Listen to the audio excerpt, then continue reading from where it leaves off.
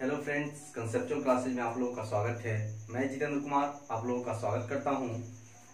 आज के वीडियो में दोस्तों हम लोग सल्तनत काल का जो पूरा दौर रहा है, जिसका पूरा पीरियड रहा है दोस्तों 1206 ईस्वी से 1526 ईस्वी तक, और इस पूरे पीरियड के दौरान जो 5 वंशों ने ये सल्तनत काल पे शासन किया है, जिन वंशों को हम लोगों ने बारी बारी से पीछे वाले वीडियो में पढ़ा है, उसी 5 वंशों का क्या प्रशासनिक व्यवस्था रहा है इस पूरे दिल्ली सल्तनत के तहत, यानी कि सल्तनत काल के तहत, उसे इस वीडियो से के माध्यम से हम लोग समझने का प्रयास करेंगे। तो आइए दोस्तों हम लोग पढ़ते हैं कि सल्तनत काल का जो पीरियड था उसका प्रशासनिक व्यवस्था क्या था, किस तरह से 5 वंशों के शासकों ने यहां शासन किया है, उसके बारे में हम लोग पढ़ते हैं। दोस्तों, सल्तनत काल की जो प्रशासनिक व्यवस्था थी उसको हम लोग 2 स्तर पे पढ़ेंगे। उसको 2 स्तर पे बांट करके अगर देखा जाए तो सही तरीका से चीजें समझ में आती है और उसको हम लोग सही तरीका से पढ़ते हैं।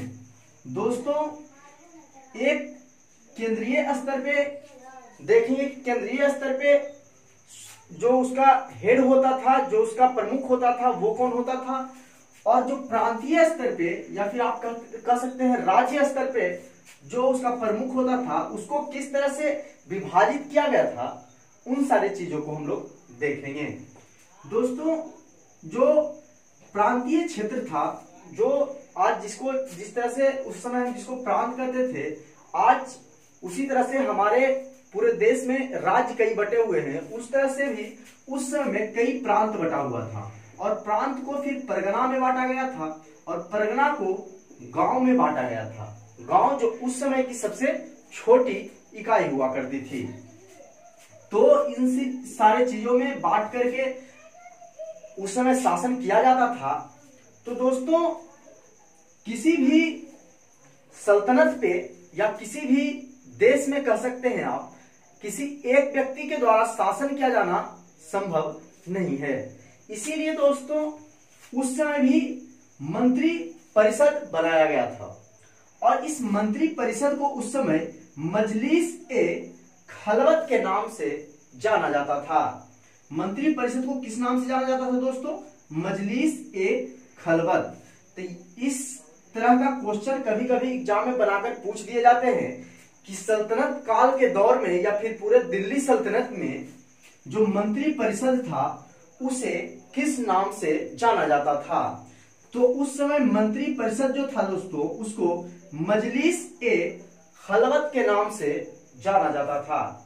और इस मंत्री परिषद के तहत ही दोस्तों कई विभाग थे, और सभी विभाग के अलग अलग प्रधान होते थे, और सभी विभाग का अलग अलग नाम दिया गया। तो जो सारे विभाग थे, उन सारे विभाग के बारे में देखते हैं कि कौन कौन से विभाग में बांटकर उस समय शासन किया गया, तथा उनके जो हेड होते थे उन्हें क्या कहा जाता था। तो आइए दोस्तों देखते हैं कि कौन कौन से विभाग में बांटा गया था सल्तनत काल के पीरियड में शासन को। तो दोस्तों, उस समय एक दीवाने-ए-विराजत नाम की संस्था होती थी, जिसका जो प्रधान होता था वो वजीर होता था, और यह जो है दोस्तों राजस्व विभाग को देखता था। कौन से विभाग को? राजस्व विभाग को। राजस्व विभाग को देखता था दोस्तों ये जो वजीर होते थे।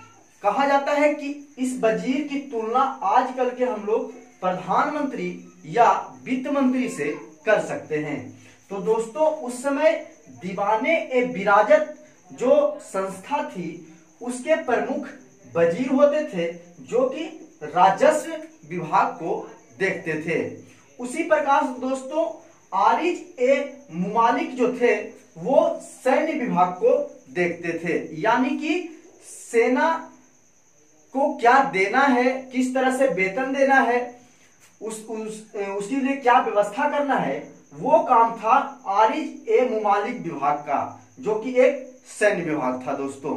उसी प्रकार से काजी उल कजात एक विभाग का नाम था जो कि न्याय विभाग था, जो न्यायिक प्रक्रिया को देखता था, यानी कि किसके साथ किस तरह से न्याय करना है उन चीजों को देखने के लिए सल्तनत काल में एक विभाग बनाया गया था और उस विभाग को काजी उल कजात के नाम से जाना जाता था। उसी प्रकार दोस्तों गुप्तचर विभाग के लिए बरीद ए मुमालिक विभाग की स्थापना की गई। इस विभाग के तहत गुप्तचर की नियुक्ति की जाती थी और गुप्तचर के द्वारा गुप्त सूचना लाकर दी जाती थी सुल्तान को, जिससे कि सुल्तान को वहां की जो यानी कि शासन करने में सावधानी होती थी, शासन करने में वहां पे आसानी होती थी। तो दोस्तों गुप्तचर विभाग की स्थापना जो है बरीद ए मुबालिक विभाग भी जिसको कहते हैं। उसी प्रकार से दोस्तों सद्र उस सुदूर विभाग की स्थापना की गई जो एक इस्लामी न्याय मंत्री विभाग थी। उसी प्रकार से दोस्तों दीवान ए रिसालत विभाग की स्थापना की गई जो विदेशी विभाग को देखता था, यानी कि उस समय जो व्यापार होता था विदेशों से उसकी देखरेख जिस विभाग के तहत किया जाता था उसे दीवान ए रिसालत के नाम से जाना जाता था। उसी प्रकार से दोस्तों कि उस समय पूरे सल्तनत काल में जो न्याय करने की प्रक्रिया होती थी या फिर जो दंड देने की प्रक्रिया होती थी उसके लिए दोस्तों दो विभाग के से सलाह लिया जाता था। कभी कभी एक जो न्याय विभाग था जिसे काजी उल कजात विभाग के नाम से जानते थे और एक इस्लामी न्याय मंत्री जो होते थे सद्र उस सुदूर विभाग के तहत, जिसमें कि धार्मिक संबंधित जो न्याय होती थी उसको देखा जाता था।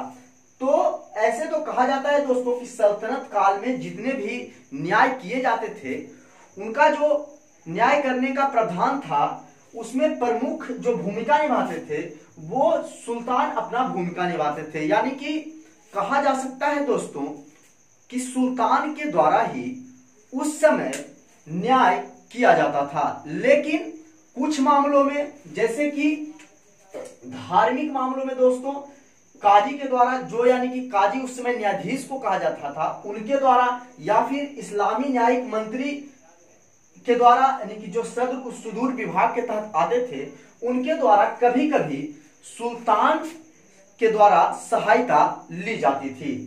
तो दोस्तों ये हम लोग देखें कि उनकी न्यायिक व्यवस्था की थी, न्याय का प्रावधान क्या था, किस तरह से न्याय किया जाता था और किस तरह से दंड दिया जाता था। उसके बाद दोस्तों सल्तनत काल में सैनिक व्यवस्था की क्या थी, किस तरह से सैनिकों को रखा जाता था, सैनिकों को किस तरह से बांटा गया था, उसके बारे में आइए हम लोग देखते हैं। दोस्तों जो सैनिक का व्यवस्था था सल्तनत काल के तहत कहा जाता है दोस्तों कि इतने तरह का यानी कि 4 तरह के जो सैनिक थे वो मुख्यतः पूरे सल्तनत काल में देखा जाता है। तो वो 4 तरह के कौन से सैनिक थे उनके बारे में हम लोग पढ़ते हैं। बोला जाता है दोस्तों कि एक होते थे सुल्तान के सैनिक, एक सुल्तान के सैनिक के रूप में नियुक्ति की जाती थी। उसमें जो सैनिक होते थे वो सुल्तान की हिफाजत करते थे, साथ ही साथ जब युद्ध की बारी आती थी तो वे युद्ध में भाग लिया करते थे। तो ये सुल्तान के सैनिक के रूप में नियुक्त किए जाते थे। और एक इक्तादारी सैनिक होते थे, यानी इसी प्रांत का जो क्षेत्र होता था दोस्तों जिसको हम लोग एकता के नाम से भी जानते थे, और इसी प्रांत के तहत यानी कि राज्य के तहत कह सकते हैं कुछ सैनिकों को भर्ती किया जाता था उनके शासनकाल में, उसे हम लोग इक्तादारी सैनिक के रूप में जानते हैं। और ये सैनिक भी जब युद्ध होता था दूसरे प्रांत में तो ये लोग सैनिक भाग लेते थे। तीसरा जो सैनिक होता था दोस्तों अस्थायी सैनिक। अस्थायी जो सैनिक होते थे दोस्तों, जब सुल्तान किसी अन्य क्षेत्रों पर हमला करने के लिए या फिर आक्रमण करने के लिए आप कह सकते हैं, जब वो जाने की योजना बनाते हैं तो उससे पहले कुछ सैनिकों को एडवांस के रूप में पैसा दिया जाता था सिर्फ युद्ध के समय में ही उस सैनिकों को यूज किया जाता था, उस सैनिकों को बुलाया जाता था और उस सैनिक को हम लोग अस्थायी सैनिक के रूप में जानते हैं। यानी कि इस अस्थायी सैनिक का जो चयन होता था दोस्तों, वो कुछ समय के लिए होता था, पैसा देकर के कुछ समय के लिए अस्थायी सैनिक जब युद्ध का समय होता था उस समय रखा जाता था। और मुसलमान स्वयंसेवक सैनिक भी हुआ करते थे दोस्तों। बोला जाता है कि जब किसी हिंदू जो शासक रहते थे उसके विरुद्ध जब युद्ध छिड़ता था, आक्रमण होता था, तो कुछ मुसलमान जो थे वह स्वयं अपनी इच्छा से युद्ध में भाग लेते थे और उन्हें मुसलमान स्वयंसेवक सैनिक कहा जाता था दोस्तों। तो ये 4 प्रकार के सैनिक पूरे सल्तनत काल के तहत देखा गया है। इस चारों सैनिक के बारे में, चारों जो प्रकार था सैनिक के, उसके बारे में हम लोगों ने पढ़ा। और कहा जाता है दोस्तों कि जो सैनिक व्यवस्था थी वह किस तरह थी, कितने सैनिक पे उसके एक हेड होते थे, उनके बारे में हम इस चार्ट के माध्यम से समझने का प्रयास करेंगे। बोला जाता है दोस्तों कि सल्तनत काल के तहत जितने भी सैनिक हुए उनमें से जो सबसे प्रमुख सैनिक हुआ करते थे, जिस सैनिक का सबसे ज्यादा महत्व था वह थे घुड़सवार सैनिक। यानी कि घुड़सवार सैनिक का पूरे सल्तनत काल में सबसे ज्यादा महत्व था दोस्तों। तो कहा जाता है कि 10 घुड़सवार सैनिक पे उसका एक देख रेख करने के लिए एक सर एक खेल की नियुक्ति की जाती थी। तो एक सर एक खेल की नियुक्ति 10 घुड़सवार सैनिकों पे किया जाता था। उसी प्रकार दोस्तों 10 सर एक खेल पर एक सिपाह सालार का नियुक्ति किया जाता था। जिस तरह से 10 घुड़सवार पे एक सर एक खेल की नियुक्ति की जाती थी, उसी प्रकार 10 सर एक खेल पर एक सिपाह सालार की नियुक्ति की जाती थी। उसी प्रकार दोस्तों 10 सिपाह सालार पे एक अमीर की नियुक्ति की जाती थी, जो उन 10 सिपाह सालार के अंतर्गत जितने भी सेनाएं आती थी, जितने भी सैनिक आते थे, उनकी देख रेख करते थे। उसी प्रकार 10 अमीर पे एक मलिक की नियुक्ति की जाती थी, जो इन 10 अमीरों के अंतर्गत जितने भी सैनिक आते थे उन सभी की देख रेख करते थे। और बोला जाता है कि इस 10 मलिक की देख रेख के लिए एक खान की पद की नियुक्ति की जाती थी। और ये जो खान थे दोस्तों, इन सभी को देखते थे। और इसी प्रकार से बोला जाता है कि पूरे दिल्ली सल्तनत में जितने सुल्तान हुए हैं, जितने भी राजा हुए हैं, उनके शासनकाल में लगभग 10 खान रहा करते थे। यानी कि ये जो पूरे 10 खान थे, उनके जो हेड होते थे वो सुल्तान होते थे दोस्तों। यानी कि कह सकते हैं आप कि एक सुल्तान जो है अपने पूरे शासनकाल के दौरान 10 खान की नियुक्ति करता था, जो कि एक खान के द्वारा 10 मलिक को देखा जाता था, फिर एक मलिक के द्वारा 10 अमीर को देखा जाता था, एक अमीर के द्वारा 10 सिपाह सालार को देखा जाता था, और एक सिपाह सालार के द्वारा 10 सर एक खेल को देखा जाता था, और एक सर एक खेल को द्वारा 10 घुड़सवार सैनिक को देखा जाता था, जो कि उनकी सबसे छोटी इकाई होती थी। यानी किसी भी सुल्तान की सबसे छोटी इकाई घुड़सवार सैनिक होते थे, जो 10 सैनिक पे एक सर एक खेल नामक पद की नियुक्ति की जाती थी।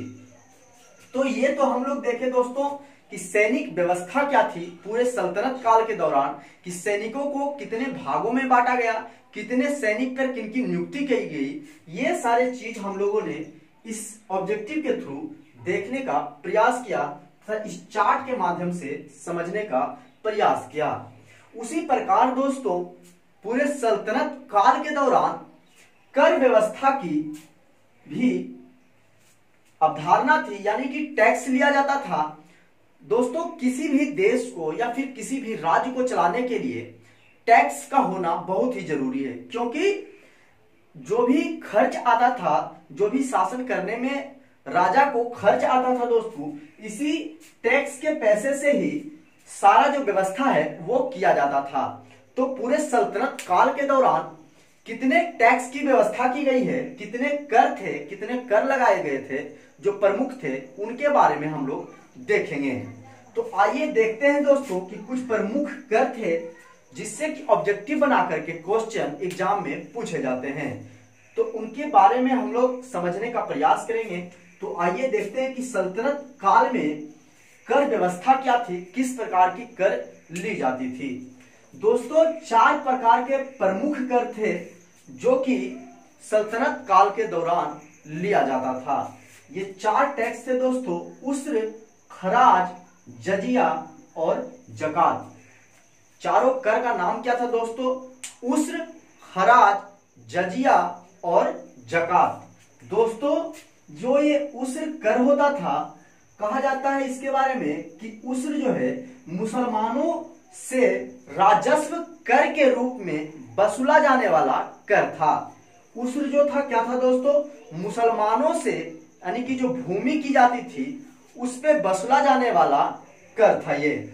और खराज जो था दोस्तों वह गैर मुसलमानों से यानी कि हिंदुओं से वसूला जाने वाला एक भूमि कर था। उसी प्रकार दोस्तों जो जजिया था वो गैर मुसलमानों से यानी कि कह सकते हैं हिंदुओं से वसूला जाने वाला धार्मिक कर था। जजिया कौन सा कर था दोस्तों? धार्मिक कर था जो कि गैर मुसलमानों से वसूला जाता था। उसी प्रकार जकात जो था दोस्तों वह मुसलमानों से वसूला जाने वाला धार्मिक कर था। बोला जाता है जकात के बारे में कि जो अमीर मुसलमान हुआ करते थे उस समय में, उन्हें इस जकात जो धार्मिक कर था उसके तहत अपने पूरे धन का लगभग 2.5% टैक्स के रूप में देना होता था। और सल्तनत काल के दौरान दोस्तों एक खम्स जो होता था वह लूटा हुआ धन होता था। यानी कि जब सैनिक दूसरे प्रांत पे आक्रमण करने जाते थे तो जब वहां के राजा से युद्ध जीतते थे या फिर युद्ध करते थे तो सैनिक बहुत सारा धन लूट कर लाते थे और उन लूटे हुए धन को दोस्तों सल्तनत काल में खम्स के नाम से जाना जाता है। कहा जाता है दोस्तों कि यह खम्स जो था यानी कि जो लूटा हुआ धन था जो सैनिकों के द्वारा लूटा जाता था उसमें राजा के द्वारा अलग अलग समय में अलग अलग तरह से टैक्स लिया जाता था। यानी कि जो सैनिक लूट कर पूरा धन लाते थे दोस्तों, बोला जाता है कि कुछ जो राजा हुए, कुछ जो सुल्तान हुए, उनके शासन काल में 1/4 धन लिया जाता था। यानी कि अगर पूरा कह सकते हैं कि अगर 1 रुपया अगर लूट करके लाया गया सैनिकों के द्वारा तो उसमें से 25 पैसा जो है राजा को धन देना पड़ता था। और कुछ शासक के शासनकाल में इसे बढ़ाकर 3/4 भी कर दिया गया था, जो कि हम लोगों ने पिछले वीडियो में पढ़ लिया है दोस्तों। अगर आप पिछले वीडियो नहीं देखे हैं तो जाकर के पिछले वीडियो को देखें, लिंक मैं डिस्क्रिप्शन में डाल दूंगा, तो पिछले वीडियो को देखेंगे तो चीजें ज्यादा क्लियर होगी। तो ये जो कुछ जो शासक आए दोस्तों उनके शासनकाल में ये जो खम्स का धन था उसे बढ़ाकर 3/4 कर दिया गया। यानी कि अगर 1 रुपया सैनिकों के द्वारा लूटकर लाया जा रहा है तो उसमें से 75 पैसा जो है वह सुल्तान को यानी कि राजा को देना पड़ेगा और जो 25 पैसा है वह धन सैनिकों को दिया जाता था दोस्तों। ये खम्स की व्यवस्था थी। और बहुत सारे उन्होंने विभाग की स्थापना करवाई। उस पूरे सल्तनत काल के दौरान बहुत सारे विभाग की स्थापना करवाई गई जनता के भलाई के लिए। तो उस विभाग के बारे में आइए हम लोग देखते हैं कि कौन कौन से विभाग जो है किन किन शासकों के द्वारा, किन किन राजाओं के द्वारा स्थापित करवाई गई, उनके बारे में हम लोग जानते हैं दोस्तों।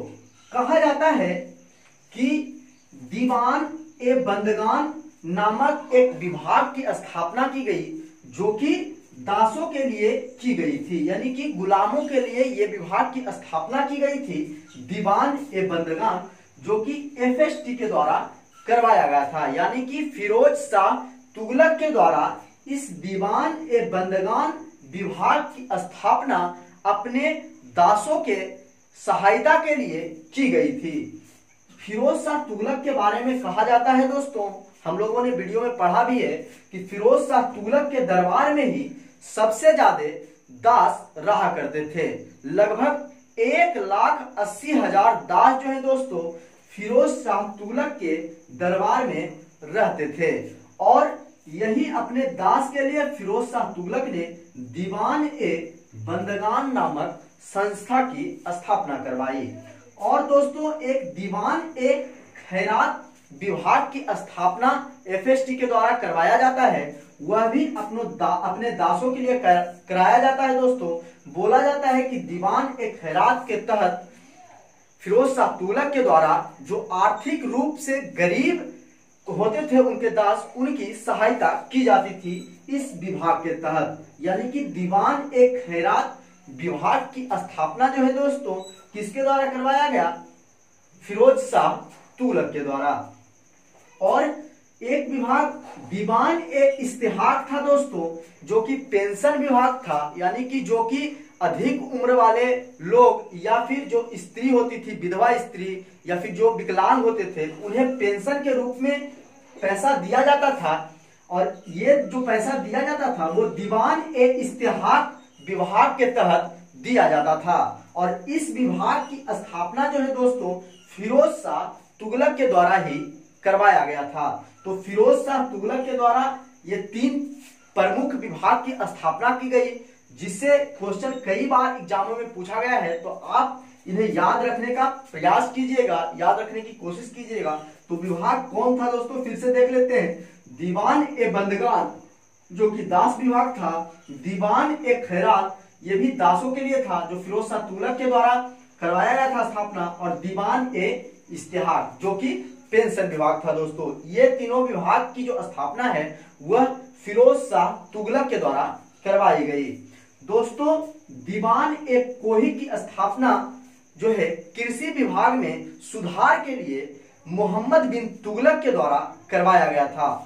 सल्तनत काल के दौरान ही दोस्तों दीवान ए कोही की स्थापना मोहम्मद बिन तुगलक के द्वारा कराया जाता है। इस विभाग के तहत मोहम्मद बिन तुगलक कुछ व्यक्तियों को चुनते हैं तथा जो उपजाऊ भूमि रहता है उस पे वो खेती करने के लिए उन्हें किसानों को चुनने के लिए बोलते हैं कि किसानों का चयन करो तथा जो उपजाऊ भूमि है उस भूमि का चयन करके किसानों को दो। लेकिन ये जो दीवान ए कोही के तहत जो व्यक्ति चुने जाते हैं वो गलत भूमि का चयन करते हैं दोस्तों, और इनसे उन्हें फायदा नहीं होता है मोहम्मद बिन तुगलक को। इसीलिए मोहम्मद बिन तुगलक को पूरे सल्तनत काल के दौरान मूर्ख राजा के नाम से भी जाना जाता है। ये सब चीजें हम वीडियो में पढ़ चुके हैं, आप वीडियो को जाके देख सकते हैं। तो दीवान ए कोही की स्थापना कृषि सुधार के लिए करवाया गया था मोहम्मद बिन तुगलक के द्वारा। और दीवान ए अर्ज की स्थापना जो है दोस्तों सैनिक के लिए करवाया गया था, जो कि बलबन के द्वारा करवाया गया था। यानी कि सैनिकों के देख रेख, सैनिकों की जो वेतन देने की व्यवस्था थी उसके लिए बलबन के द्वारा एक विभाग की स्थापना करवाई गई थी। उस विभाग का नाम था दीवान ए अर्ज। और दीवान ए मुश्त खराज विभाग की स्थापना जो है दोस्तों वह वित्त विभाग के तहत किया गया था, जो कि अलाउद्दीन खिलजी के द्वारा किया गया था। तो दीवान ए मुश्त खराज विभाग की स्थापना किनके द्वारा कराया गया दोस्तों? अलाउद्दीन खिलजी के द्वारा। तो इतने सारे विभाग की स्थापना लगभग जो कि महत्वपूर्ण है सल्तनत काल में कराई जाती है, जिनसे बनाकर ऑब्जेक्टिव एग्जाम में कई बार पूछा गया है और पूछे जाते हैं। तो इन्हें आप याद करने का प्रयास कीजिएगा, 2-3 बार पढ़ने का प्रयास कीजिएगा, जिससे ये चीजें आपको याद हो जाए और एग्जाम में कंफ्यूजन ना हो। दोस्तों सल्तनत काल का जो पूरा प्रशासनिक व्यवस्था का जो दौर रहा है उसके बारे में कहा जाता है दोस्तों कि एक जो यात्री है इब्न बतूता जो कि भारत आते हैं, इनके द्वारा एक रेहला किताब लिखा जाता है। इनमें इन्होंने कहा है कि यहाँ की आर्थिक एवं सामाजिक जो जीवन है वो बहुत ही अच्छा रहा है। आर्थिक जीवन के बारे में बताते हैं कि यहाँ अलसी, गन्ना तथा कपास की प्रमुख रूप से खेती की जाती है तथा इनका व्यापार भी अन्य देशों से किया जाता है। यह इब्न बतूता के बारे में बोला जाता है। और इस पूरे वीडियो के माध्यम से दोस्तों हम लोगों ने सल्तनत काल का जो प्रशासनिक व्यवस्था रहा उसे समझने का प्रयास किया। सारे पॉइंट को हम लोगों ने एक एक करके क्लियर किया दोस्तों। तो आशा करते हैं कि आप लोगों को सारी चीजें समझ में आई होगी। अगर आपको सारी चीजें समझ में आई हो, हमारा वीडियो अच्छा लगा हो, तो प्लीज हमारे वीडियो को लाइक करें, हमारे चैनल को सब्सक्राइब करें और हमारे वीडियो को ज्यादा से ज्यादा शेयर करें दोस्तों। फिर मिलते हैं हम लोग अगले वीडियो में। आज के लिए इतना ही दोस्तों। जय हिंद।